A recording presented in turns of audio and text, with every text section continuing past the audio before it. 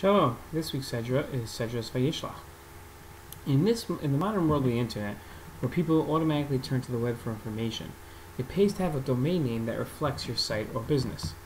There are just fewer things for your customers or visitors to remember. Naming a site after its domain name is important, for the simple reason that when people think of your website, they'll think of it by name. If your name is also your URL, they'll automatically know where to go.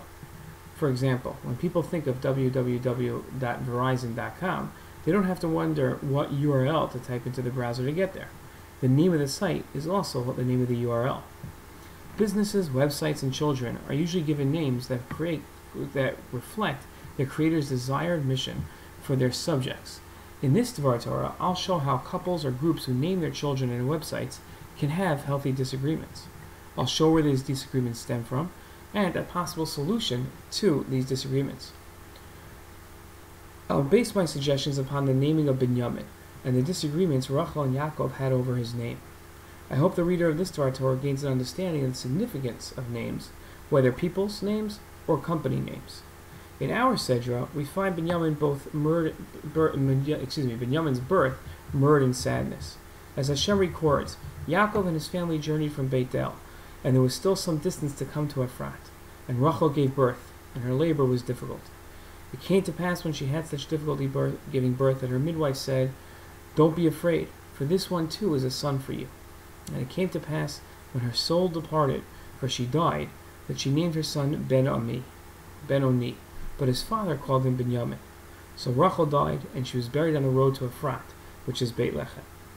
Yaakov's actions are curious, if not astonishing. His beloved wife's last wish as she died on childbirth was to have her child named Ben-Oni. Yaakov ignored her request, and after her death renames their child.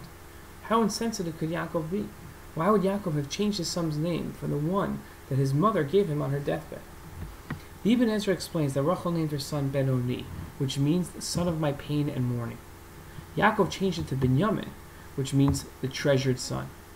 Rachel wanted her son to forever remember the pain that she went through to have him. That pain represented her desire to produce the next generation of seekers of God, the Baalei Masorah, and the sacrifice she was willing to endure for it. Rachel wanted her son to always know how much was given up for his life. Yaakov named his son for the treasure that he represented. Binyamin was Yaakov's last child, and was precious in his eyes because of it. Yaakov wanted Binyamin to always be aware of the unique spot that he had in his family. Yaakov wasn't insensitive to his late wife's dying wish. He wanted his son to focus on how unique he was, not on the sacrifice that bore his life.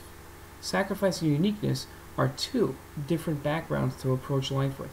There is no doubt that Yaakov valued Rachel's message, but he wanted his son to grow up with a positive, aspiring life, not one of guilt. Different people have different values, and even when they share values, they differ on how to best pass those values on. Whether in business, websites, or our children, our values and missions are presented in the name we choose. Shabbat Shalom.